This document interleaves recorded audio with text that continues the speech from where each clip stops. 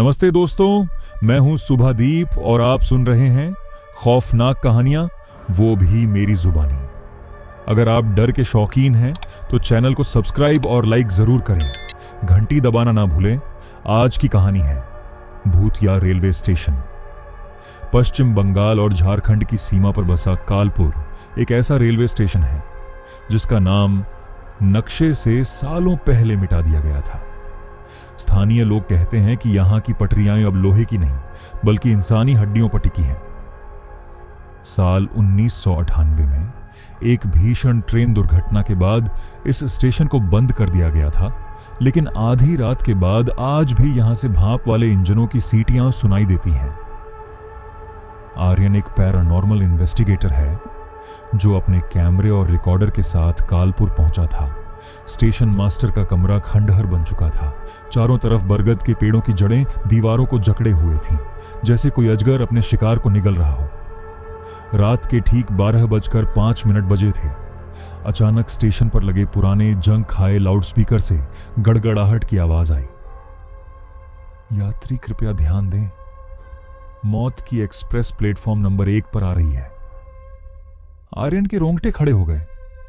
वहां कोई बिजली नहीं थी, फिर भी अनाउंसमेंट कैसे हुआ? तभी उसने देखा कि प्लेटफॉर्म के अंत में एक औरत खड़ी है। उसने सफेद साड़ी पहनी थी, लेकिन हवा न होने के बावजूद उसकी साड़ी फड़फड़ा रही थी। जैसे ही आर्यन ने अपना कैमरा उसकी तरफ घुमाया, लेंस में वह औरत नहीं बल्कि एक जलता हुआ कंकाल दिखाई दिया। आर्यन ने वहां से भागने की कोशिश की, लेकिन वह जिस भी दिशा में जाता वापस उसी बेंच पर आ जाता जहां उसने अपना बैग रखा था। यह एक डेथ लूप था। अचानक पटरियों पर कंपन शुरू हुआ। एक पुरानी काली ट्रेन बिना किसी रोशनी के स्टेशन पर आकर रुकी। ट्रेन की खिड़कियों से झांक रहे चेहरे इंसान के नहीं थे। उनकी आंखें सफेद थीं और वे सब एक साथ आर्यन की तरफ हाथ फैला रहे थे। ट्रेन के दरवाजे खुद ब खुद खुल गए और एक ठंडी फुसफुसाहट सुनाई दी। तुम्हारी सीट सुरक्षित है। आर्यन अपनी जगह से हिल नहीं पा रहा था। वह काली ट्रेन उसके सामने खड़ी थी, जिससे निकलने वाला धुआं साधारण नहीं बल्कि काले साए जैसा लग रहा था। अचानक स्टेशन मास्टर के खंडहर नुमा केबिन से एक धीमी रोशनी दिखाई दी। आर्यन अपनी जान बचाने के लिए उस केबिन की तरफ भागा। अंदर घुसते ही उसने दरवाजा बंद कर लिया। केबिन के अंदर की बदबू इतनी तेज थी कि उसका दम घुटने लगा। धूल से सनी एक मेज पर उसे एक पुरानी डायरी मिली। डायरी का खौफनाक पन्ना। आर्यन ने कांपते हाथों से डायरी खोली। वह साल 1998 के स्टेशन मास्टर बिमल दास की डायरी थी। आखिरी पन्ने पर लिखा था, तारीख 14 नवंबर 1998। आज अमावस्या है। गांव के तांत्रिक ने सही कहा था। इस स्टेशन के नीचे कुछ बहुत प्राचीन और बुरा दफन है। जो भी ट्रेन यहां रुकती है वो केवल मुसाफिरों को नहीं ले जाती, वो उनकी रूहें सोख लेती हैं। आज रात 12:07 की एक्सप्रेस कभी मंजिल तक नहीं पहुंचेगी। मैंने उन्हें रोकने की कोशिश की, लेकिन सिग्नल अपने आप हरा हो गया। कोई अदृश्य ताकत इसे चला रही है। तभी आर्यन की नजर हाथ की घड़ी पर पड़ी। वक्त हुआ था 12:06 रात। अदृश्य मुसाफिर अमल अचानक केबिन की खिड़की पर जोर जोर से दस्तक होने लगी। बाहर कोई नहीं था, लेकिन कांच पर खून से सने हाथों के निशान उभरने लगे। स्टेशन के लाउडस्पीकर से फिर वही आवाज गूंजी, लेकिन इस बार वह और भी डरावनी थी। आर्यन, तुम्हारी टिकट कट चुकी है। केबिन से बाहर निकलो, ट्रेन छूट रही है। केबिन के अंदर रखे पुराने टेलीफोन की घंटी बज उठी। आर्यन ने डरते डरते रिसीवर उठाया। दूसरी तरफ से सिर्फ भारी सांसों की आवाज आ रही थी और फिर एक चीख गूंजी, भागो, वो तुम्हारे पीछे खड़ा है। जैसे ही आर्यन पीछे मुद्दा, उसने देखा कि बिमल दास, स्टेशन मास्टर का साया, जिसकी गर्दन एक तरफ लटकी हुई थी, हवा में तैरता हुआ उसकी ओर बढ़ रहा था। उसके हाथ में एक लाल सिग्नल वाली लालटेन थी जो खून की तरह लाल चमक रही थी। पात्रियों का जाल। आर्यन खिदकी तोड़ कर बाहर प्लेटफॉर्म पर कूदा। उसने देखा कि जो ट्रेन खाली थी उसके डिब्बे अब लोहे के नहीं बल्कि इंसानी पसलियों की तरह दिखने लगे थे। पटरियों के बीच से हाथ निकल रहे थे जो उसके पैर पकड़ने की कोशिश कर रहे थे। तभी उसे याद आया कि डायरी में एक बात और लिखी थी। अगर इस चक्रव्यूह से निकलना है तो प्लेटफॉर्म नंबर 4 के उस पुराने कुएं में कूदना होगा जो स्टेशन बनने से पहले यहां था। लेकिन प्लेटफॉर्म नंबर 4 तक पहुंचने के लिए उसे उस काली ट्रेन के बीच से होकर गुजरना था, जिसकी हर खिड़की से अब उसे दर्जनों सफेद आंखें घूर रही थीं। जैसे ही आर्यन ने पटरियों पर कदम रखा, उसे महसूस हुआ कि जमीन ठोस नहीं है। पटरियों के बीच की गिट्टियां, पत्थर हिल रही थीं। वे पत्थर नहीं बल्कि हजारों इंसानी दांत थे जो आपस में टकराकर एक अजीब सी किट किट की आवाज कर रहे थे। ट्रेन के अंदर का मंजर, प्लेटफॉर्म नंबर 4 तक जाने का इकलौता रास्ता उस काली ट्रेन के 2 डिब्बों के बीच से होकर गुजरना था। जैसे ही आर्यन 2 डिब्बों के बीच पहुंचा, ट्रेन के दरवाजे अचानक बंद हो गए और ट्रेन तेज रफ्तार से चलने लगी। आर्यन अब ट्रेन के अंदर फंस चुका था। डिब्बे के अंदर का नजारा किसी कब्रिस्तान से भी बदतर था। सीटों पर बैठे मुसाफिरों की खाल लटकी हुई थी और वे सब एक ही दिशा में देख रहे थे, आर्यन की तरफ। उनके हाथों में पुराने जमाने के टिकट थे जो अब काले पैड चुके थे। तभी एक बूढ़ी औरत जिसकी आंखें गड्ढों में ढंसी हुई थीं, आर्यन के पास आई और फुसफुसाई, बेटा अपनी टिकट दिखाओ वरना टीटी तुम्हें खा जाएगा। आर्यन ने देखा कि डिब्बे के अंत से एक विशालकाय साया आ रहा था। उसने रेलवे की काली कोट पहनी थी, लेकिन उसका चेहरा किसी भेड़िए की तरह लंबा और दांत बाहर निकले हुए थे। वह टीटी नहीं बल्कि एक पिशाच था जो मुसाफिरों की रूहों का हिसाब रख रहा था। आर्यन ने हिम्मत जुटाई और चलती ट्रेन से बाहर कूदने का फैसला किया। जैसे ही उसने छलांग लगाई, वह हवा में तैरने लगा। कालपुर स्टेशन की जमीन गायब हो चुकी थी। वह एक काले धुंध के समंदर में गिर रहा था। अचानक उसे एक पुरानी घंटी की आवाज सुनाई दी, टन टन टन। उसने आंखें खोली तो खुद को प्लेटफॉर्म नंबर 4 पर पाया। यह हिस्सा स्टेशन के बाकी हिस्सों से अलग था। यहां हर तरफ धूल नहीं बल्कि राख उड़ी हुई थी। सामने ही वह पुराना कुआं था जिसके बारे में डायरी में लिखा था। कुएं के ऊपर एक लोहे का पहिया लगा था जिससे जंजीरें लटकी हुई थीं। आर्यन कुएं के पास पहुंचा और नीचे झांका। कुएं के अंदर पानी नहीं था बल्कि आग जैसी लाल रोशनी दहक रही थी। वहां से उन सभी लोगों के रोने की आवाजें आ रही थीं जो 1998 की दुर्घटना में मारे गए थे। तभी उसे पीछे से एक भारी आवाज सुनाई दी, कुएं में मत कूदना आर्यन, बिमल दास ने डायरी में झूठ लिखा था। आर्यन मुदा तो देखा कि वहां उसका अपना ही हमशक्ल खड़ा था, लेकिन उसके चेहरे पर एक शैतानी मुस्कान थी। उसका हमशक्ल धीरे धीरे पिघलने लगा और एक काले साए में बदल गया। स्टेशन की सभी घड़ियां एक साथ 12:07 पर रुक गईं। अब आर्यन के पास 2 रास्ते थे, या तो वह उस कुएं में कूद जाए या फिर उस साए के हवाले खुद को कर दे जो अब पूरी तरह उसे घेर चुका था। आर्यन ने एक गहरा साहस जुटाया। उसे याद आया कि डायरी के एक कोने में छोटे अक्षरों में लिखा था, सच्चाई आंखों से नहीं यकीन से दिखती है। उसने अपनी आंखें मूं लीं और उस साए की तरफ देखने के बजाय सीधे कुएं की ओर पीठ करके पीछे की तरफ गिर गया। 1998 की वह खौफनाक रात जैसे ही वह कुएं की गहराई में गिरा, उसे लगा जैसे उसका शरीर हजारों टुकड़ों में टूट रहा है। लेकिन दर्द के बजाय उसे एक झटका लगा और वह जमीन पर जा गिरा। जब उसने आंखें खोली तो वह दंग रह गया। स्टेशन अब खंडहर नहीं था।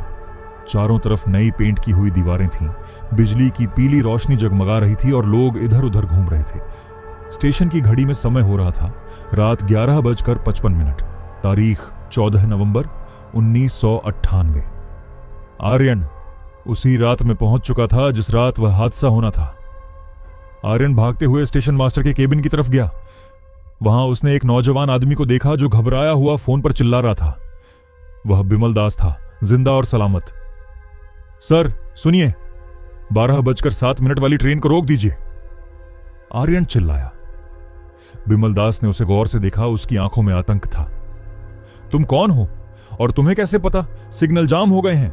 कोई कंट्रोल रूम से जवाब नहीं दे रहा। ऐसा लग रहा है जैसे पटरियन खुद ट्रेन को अपनी तरफ खींच रही है। तभी प्लेटफॉर्म पर एक सन्नाटा छा गया। जो लोग वहां टहल रहे थे वे अचानक रुक गए। उनकी गर्दनें एक साथ 180 डिग्री मुड़ी और वे सब आर्यन और बिमल को देखने लगे। उनके चेहरे पिघलने लगे थे। वे इंसान नहीं थे, वे कालपुर के रक्षक थे। वे शैतानी ताकतें जो उस हादसे को हर हाल में अंजाम देना चाहती थीं। प्लेटफॉर्म के स्पीकर से एक भारी गूंजती हुई आवाज आई, समय को बदला नहीं जा सकता आर्यन, जो मर चुके हैं उन्हें अपना हिस्सा चाहिए। दूर अंधेरे से एक तेज रोशनी दिखाई दी। 12:07 की एक्सप्रेस आ रही थी। बिमल दास ने चिल्लाकर कहा, वो देखो, वो ट्रेन नहीं है, वो साक्षात यमराज का वाहन है। ट्रेन के इंजन पर कोई ड्राइवर नहीं था, बल्कि एक विशाल खोपड़ी बनी हुई थी। आर्यन ने देखा कि पटरियों पर जंजीरें बिछी हुई थीं, जो ट्रेन को और तेज खींच रही थीं।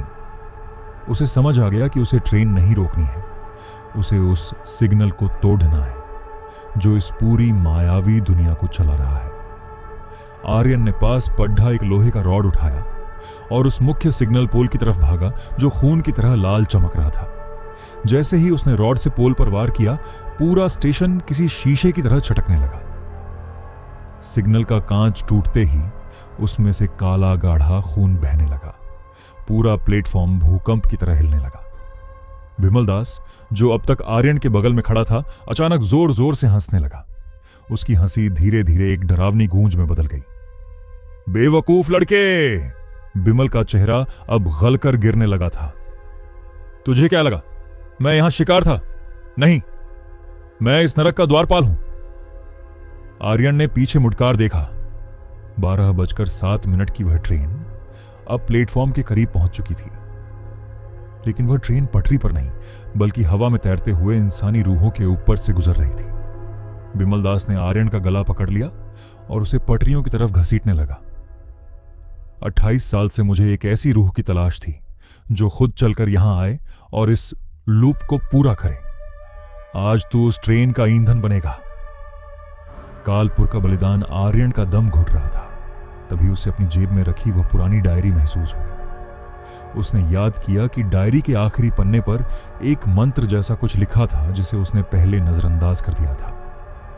आर्यन ने मरते दम तक की अपनी पूरी ताकत जुटाई और चिल्लाकर वह शब्द कहे जो डायरी में लिखे थे, अंत ही आरंभ है और मृत ही जीवन है। जैसे ही उसने ये शब्द कहे, स्टेशन की घड़ी की सुइयां पागलों की तरह पीछे घूमने लगीं। 1998 से 1990, 1980, 1950 और अचानक सब कुछ सफेद रोशनी में डूब गया। जब आर्यन की आंख खुली तो सूरज की पहली किरण उसके चेहरे पर पड़ रही थी। वह कालपुर स्टेशन के उसी पुराने खंडहर प्लेटफॉर्म पर पड़ा था। चारों तरफ सन्नाटा था। कोई ट्रेन नहीं थी, कोई बिमल दास नहीं था। उसने अपने हाथ में देखा, वह पुरानी डायरी अब राख बन चुकी थी। आर्यन को लगा कि सब एक बुरा सपना था। वह स्टेशन से बाहर जाने लगा। उसने अपने मोबाइल का कैमरा ऑन किया ताकि वह अपनी हालत देख सके। लेकिन जैसे ही उसने सेल्फी मोड में अपना चेहरा देखा, उसके पैरों तले जमीन निकल गई। स्क्रीन पर उसका चेहरा तो दिख रहा था, लेकिन उसके पीछे धुंध में वही सफेद साड़ी वाली औरत और बिमल दास खड़े थे। वे दोनों आर्यन के कंधे पर हाथ रखे हुए मुस्कुरा रहे थे। और सबसे डरावनी बात यह थी, आर्यन के मोबाइल की स्क्रीन पर तारीख दिख रही थी, 15 नवंबर 1998। आर्यन अब उसी 1998 की सुबह में खड़ा था, लेकिन यह वह दुनिया नहीं थी जिसे वह जानता था। आसमान का रंग खून जैसा लाल था और सूरज की रोशनी में कोई गर्मी नहीं थी। उसने देखा कि प्लेटफॉर्म पर खाड़े लोग अब अपनी कटी फटी खाल के साथ घूम रहे थे।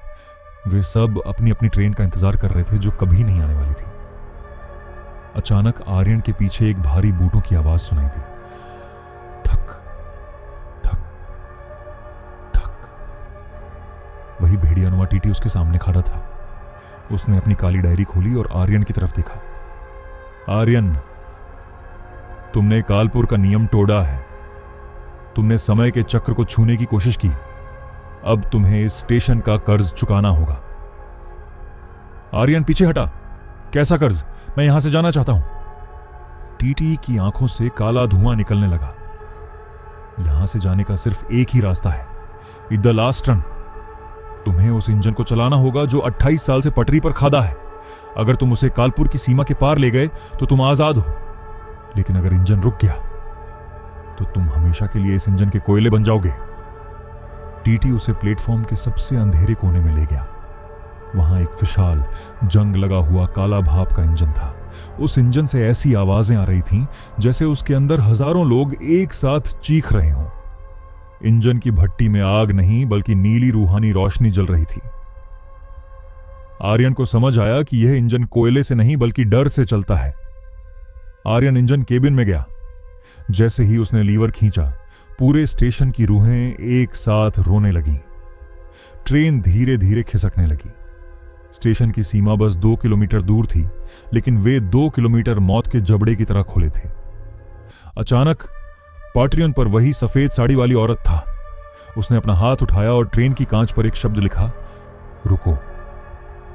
आर्यन को पता था कि अगर उसने ट्रेन रोकी तो वह खत्म हो जाएगा। उसने अपनी आंखें बंद की और रफ्तार और बाधा दी। तभी उसे महसूस हुआ कि इंजन के केबिन में वह अकेला नहीं है। उसके पीछे बिमल दास बैठा था, जिसके हाथ में अब भी वही लाल लालटेन थी। बिमल ने आर्यन के कान में फुसफुसाया, आर्यन देखो, तुम्हारे माता पिता भी उसी पटरी पर खड़े हैं। क्या तुम उन पर ट्रेन चढ़ा दोगे? आर्यन ने सामने देखा। पटरी पर वाकई उसके माता पिता हाथ फैलाए खड़े थे। उनकी आंखों से आंसू गिर रहे थे। आर्यन की उंगलियां कांप रही थीं। उसने ब्रेक मारने के लिए हाथ बढ़ाया ही था कि तभी उसे बिमल दास की लालटेन की परछाई दिखी। परछाई में बिमल दास का हाथ आर्यन के माता पिता की तरफ नहीं बल्कि आर्यन की गर्दन की तरफ बढ़ रहा था। अचानक आर्यन को होश आया। कालपुर स्टेशन पर समय का अस्तित्व नहीं था, तो उसके जीवित माता पिता यहां कैसे हो सकते थे? यह कालपुर का आखिरी दांव था, इमोशनल ट्रैप। तुम मेरे माता पिता नहीं हो। आर्यन दहाड़ा। उसने ब्रेक मारने के बजाय इंजन की रफ्तार का लीवर आखिरी छोर तक खींच दिया। इंजन एक भयानक गर्जना के साथ आगे बढ़ा। जैसे ही ट्रेन उन सायों से टकराई, वे इंसानी शरीर की तरह नहीं बल्कि कांच की तरह बिखर गए। उनके बिखरते ही पूरे जंगल से एक ऐसी चीख निकली जिसने आसमान को कंपा दिया। पटारी पर खड़े हुए साए दरअसल कालपुर की सबसे भूखी आत्माएं थीं, जो आर्यन के रुकने का इंतजार कर रही थीं ताकि उसे खींचकर भट्टी में डाल सके। जैसे जैसे ट्रेन कालपुर की सीमा के पास पहुंच रही थी, इंजन की भट्टी ठंडी होने लगी। टीटी ने कहा था, यह इंजन डर से चलता है। आर्यन अब डर नहीं रहा था, वह गुस्से में था। और जैसे ही उसका डर खत्म हुआ, ट्रेन की रफ्तार धीमी होने लगी। नहीं, नहीं रुक सकती। आर्यन ने देखा कि पीछे से हजारों साए ट्रेन की आखिरी बोगी पर चरच रहे थे। वे ट्रेन को पीछे खींच रहे थे। इंजन का लोहा पिघलने लगा और केबिन के अंदर का तापमान 0 से नीचे गिर गया। तभी आर्यन ने देखा कि केबिन के कोने में वही पुरानी डायरी की राख पड़ी थी। उसने अपनी हथेली पर कट लगाया और अपना खून उस राख पर गिरा दिया। जैसे ही आर्यन का खून राख से मिला, इंजन की नीली रोशनी भड़क उठी। लेकिन यह बिजली की रोशनी नहीं थी, यह एक रूहानी धमाका था। ट्रेन ने इतनी तेज रफ्तार पकड़ी कि पटरी के किनारे लगे पेड़ उखड़ने लगे। अचानक सामने एक सफेद रोशनी का पोर्टल खुला। कालपुर की सीमा आ चुकी थी, लेकिन पोर्टल के ठीक सामने वही टीटी खद्दा था, जिसका आकार अब 20 फीट ऊंचा हो चुका था। उसने अपनी विशाल भुजाएं फैलाकर इंजन को रोकने की कोशिश की। तुम यहां से सिर्फ एक शर्त पर जा सकते हो, आर्यन। टीटी की आवाज पाताल से आती हुई लग रही थी। तुम्हें अपना अक्स यहीं छोड़ देना होगा। तुम दुनिया में वापस तो जाओगे, लेकिन तुम्हारी कोई परछाई नहीं होगी।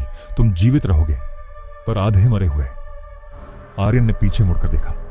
कालपुर की हजारों आत्माएं अब इंजन के केबिन तक पहुंच चुकी थीं। उनके काले हाथ खिड़कियों से अंदर आ रहे थे। बिमल दास अब एक धुएं के गुब्बार में बदल चुका था, जो आर्यन के फेफड़ों में घुसने की कोशिश कर रहा था। मंजूर है, आर्यन चिल्लाया। मेरी परछाई ले लो, लेकिन मुझे इस नर्क से बाहर निकालो। जैसे ही आर्यन ने यह शब्द कहे, उसे महसूस हुआ कि उसके पैरों के नीचे से कोई चीज खींच रही है। जमीन पर मौजूद उसकी काली परछाई धीरे धीरे उससे अलग होने लगी। वह परछाई चीख रही थी, जैसे उसमें भी जान हो। टीटी ने उस परछाई को पकड़ लिया और उसे एक पुरानी सूटकेस में बंद कर दिया। उसी पल इंजन ने उस सफेद रोशनी वाले पोर्टल को पार किया। एक बहुत तेज धमाका हुआ और आर्यन को ऐसा लगा जैसे वह किसी ऊंचे पहाड़ से गिर रहा हो। जब आर्यन की आंख खुली तो वह उसी कालपुर स्टेशन के बाहर खड़ा था। धूप बहुत तेज थी, चारों तरफ शांति थी। उसने अपनी घड़ी देखी, तारीख थी 10 अप्रैल 2026। वह अपने समय में वापस आ चुका था। उसने राहत की सांस ली और अपने बैग की तरफ हाथ बढ़ाया, लेकिन तभी उसकी नजर जमीन पर पड़ी। सूरज उसके ठीक ऊपर था, लेकिन जमीन पर उसकी कोई परछाई नहीं थी। वह एक खाली जगह की तरह खड़ा था। आर्यन लांगडेट हुए पास के गांव की तरफ भागा। उसे प्यास लगी थी। वह एक नल के पास रुका और जैसे ही उसने पानी पीने के लिए नीचे देखा, पानी की सतह पर उसे अपना चेहरा दिखाई दिया। पानी के अक्स में उसे बिमल दास दिखाई दे रहा था। बिमल दास का अक्स पानी के अंदर से मुस्कुराया और उसने अपने होठों पर उंगली रख दी, जैसे कह रहा हो, चुप रहो। आर्यन समझ गया कि टीटी ने उसे धोखा दिया था। उसने सिर्फ आर्यन की परछाई नहीं ली थी, बल्कि उसकी जगह बिमल दास की रूह को उसके अंदर कैद कर दिया था। अब आर्यन का शरीर एक पिंजरा था, जिसके अंदर कालपुर का सबसे क्रूर स्टेशन मास्टर कैद था। उसी रात जब आर्यन अपने घर पहुंचा तो ठीक 12:07 बजे उसके फोन पर एक नोटिफिकेशन आया। वह उसके YouTube चैनल का डैशबोर्ड था। उस पर एक नया वीडियो अपने आप अपलोड हो रहा था, जिसका टाइटल था, मेरा आखिरी सफर लाइव फ्रॉम कालपुर। वीडियो में कोई और नहीं बल्कि आर्यन खुद कैमरे की तरफ देख रहा था, लेकिन उसकी आंखें पूरी तरह सफेद थीं। वीडियो के बैकग्राउंड में वही ट्रेन की सीटी सुनाई दे रही थी। तुम मेरे शरीर में क्या कर रहे हो? आर्यन ने आईने पर मुक्का मारते हुए चिल्लाकर पूछा। आईने के भीतर से बिमल दास की आवाज आई, लेकिन वह आर्यन के अपने ही होठों से निकली। आर्यन, कालपुर का स्टेशन कभी खाली नहीं रहता। अगर एक रूह बाहर जाती है तो उसे दूसरे के लिए रास्ता बनाना पड़ जाता है। तुमने बाहर आने की जिद की तो मैंने तुम्हारे भीतर आने का सौदा कर लिया। आर्यन ने महसूस किया कि उसके हाथ की नसें अब काली पड़ने लगी हैं। जहां जहां बिमल दास का असर बार रच रहा था, वहां की खाल ठंडी और बेजान होती जा रही थी। उसे अचानक बहुत तेज भूख लगी, लेकिन खाने की नहीं। उसे प्यास थी उस डर की जिसे उसने स्टेशन पर महसूस किया था। तभी उसके कमरे का दरवाजा धीरे से खुला। उसकी छोटी बहन रिया अंदर आई। भाई, आप इतनी देर से किससे बात कर रहे हो? और आपकी लाइट बंद क्यों है? आर्यन ने पलटने की कोशिश की, लेकिन उसका शरीर उसके वश में नहीं था। बिमल दास ने उसका नियंत्रण ले लिया था। आर्यन का हाथ धीरे से मेज पर रखे एक धारदार पेपर कटर की ओर बढ़ा। नहीं, रिया, भागो यहां से। आर्यन अपने मन के अंदर चिल्लाया, लेकिन बाहर से उसके चेहरे पर एक शैतानी मुस्कान आ गई। ठीक उसी पल आर्यन के फोन की स्क्रीन फिर से चमकी। वह वीडियो जो अपने आप अपलोड हुआ था, उस पर हजारों कमेंट्स आने लगे थे। लोग लिख रहे थे, यह लोकेशन कहां है? हमें भी यहां जाना है। आर्यन को समझ आया कि बिमल दास उसे एक चारे, बेट की तरह इस्तेमाल कर रहा है। वह आर्यन के सोशल मीडिया के जरिए हजारों नए लोगों को कालपुर स्टेशन की तरफ खींच रहा था। जितनी ज्यादा रूहें कालपुर पहुंचेंगी, बिमल दास उतना ही ताकतवर होगा। अचानक रिया की नजर आर्यन के पैरों की तरफ गई। भैया, आपकी परछाई कहां है? रिया के इतना कहते ही कमरे का तापमान गिरकर जमने वाली ठंड तक पहुंच गया। बिमल दास ने आर्यन के गले से एक डरावनी आवाज निकाली, तुम्हारी परछाई ले लूं, छोटी बच्ची। आर्यन ने अपनी पूरी इच्छा शक्ति बटोरी और कट्टर को रिया की तरफ ले जाने के बजाय अपने ही दूसरे हाथ पर एक गहरा घाव कर दिया। दर्द की उस लहर ने बिमल दास के कंट्रोल को एक पल के लिए कमजोर कर दिया। रिया, भाग! मेरे बैग में वो डायरी की राख है, उसे उठाकर आग लगा दे, आर्यन ने चीखते हुए कहा। रिया डर के मारे कांप रही थी, लेकिन उसने हिम्मत दिखाई। उसने आर्यन के बैग से वह पोटली निकाली जिसमें राख बची थी। जैसे ही उसने लाइटर जलाया, कमरे की दीवारों पर बिमल दास का साया नाचने लगा। वह तड़पने लगा। बिमल दास की चीखें आर्यन के गले से नहीं, बल्कि उसके रोम रोम से निकल रही थीं। कमरे की दीवारें पिघलने लगीं और धीरे धीरे घर का बेडरूम गायब हो गया। आर्यन और रिया अब फिर से उसी धुंध भरे कालपुर स्टेशन के प्लेटफॉर्म पर खड़े थे, लेकिन इस बार एक अंतर था। आर्यन का शरीर पारदर्शी हो रहा था। सामने से वही विशालकाय टीटी चलकर आया। उसके हाथ में वही पुराना सूटकेस था जिसमें आर्यन की परछाई कैद थी।